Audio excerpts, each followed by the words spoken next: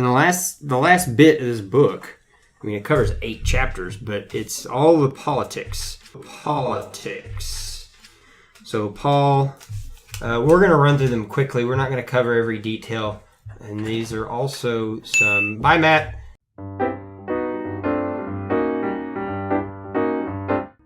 Well, the last bit of this book, and it covers 8 chapters, but it's all the politics. And we're gonna run through it quickly. There are a lot of details in the next 8 chapters. And I would challenge folks to really study this. We're not going to cover everything.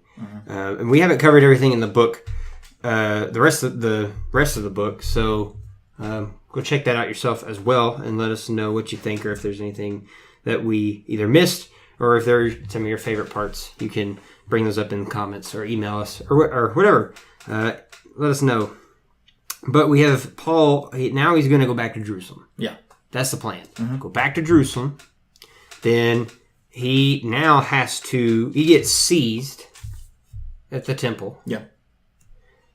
Then he has to defend himself. And it's this long series of, it's him against the Jews, him against the Pharisees, yes, and then some Roman guys. Yes. And that's kind of how that plays out. And he tells his testimony like 2 or 3 times. Right. Just these 8 chapters. And I like how he uses specific language for who he's talking to. Like he shares his testimony, what God's been doing or what God's tasked him with to the Jews a certain way. And then when he's before the Romans, I think it was with like Felix.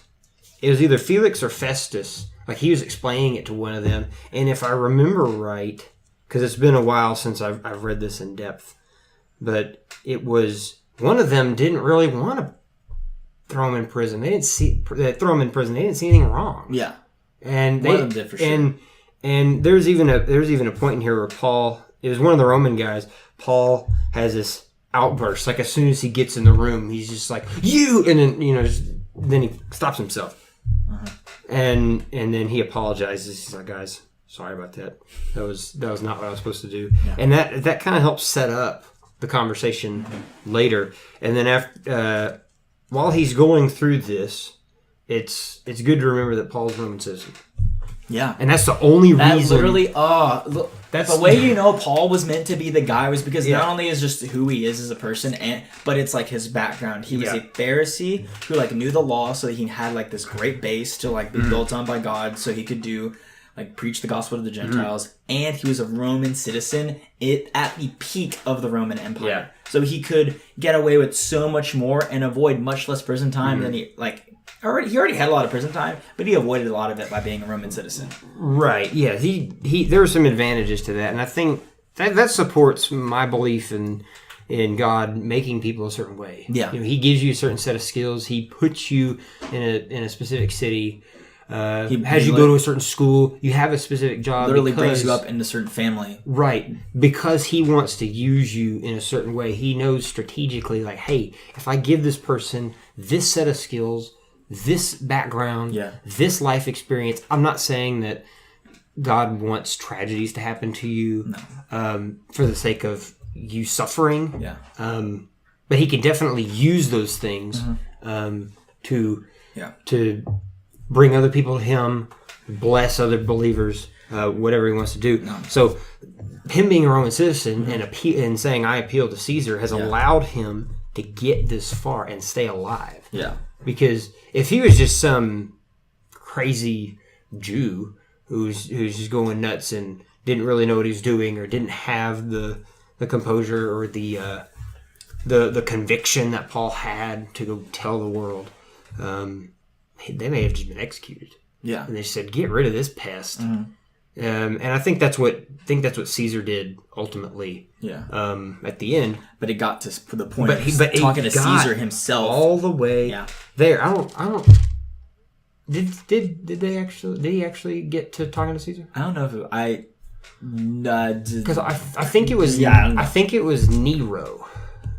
Nero was at the time the problem. For sure. Nero, I think, was the one who was the one who said, kill him. Get him out of here. Because that was when the Christians were rising up. But Nero killed a lot of Christians. He did. I think it was the whoever Caesar at this point in time or maybe right after Acts ends. Yeah.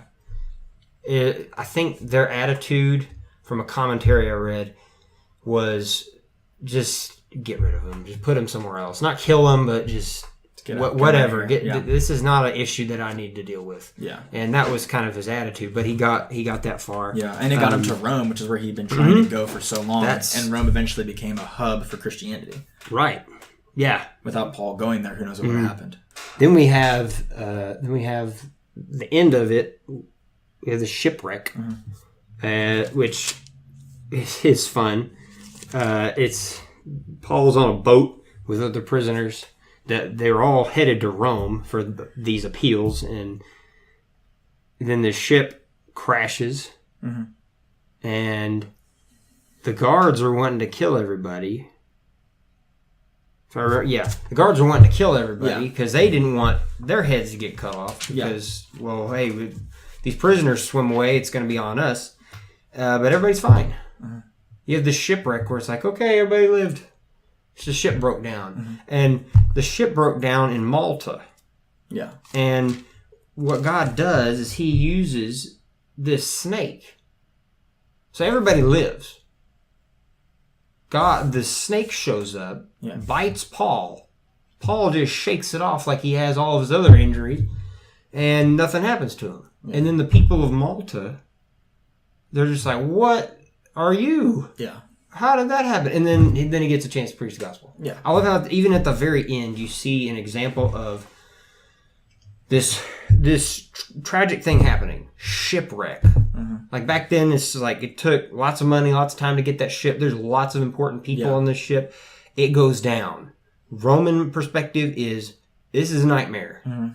God's perspective is, well, we're going to get you all to Rome, but on the way there, these people need me. So even though we went through this traumatic thing, the Lord was still able to use Paul real quick. And then they all got to Rome because it follows up with, okay, Paul arrives at Rome. Yeah. And it's just like, all right, pit stop.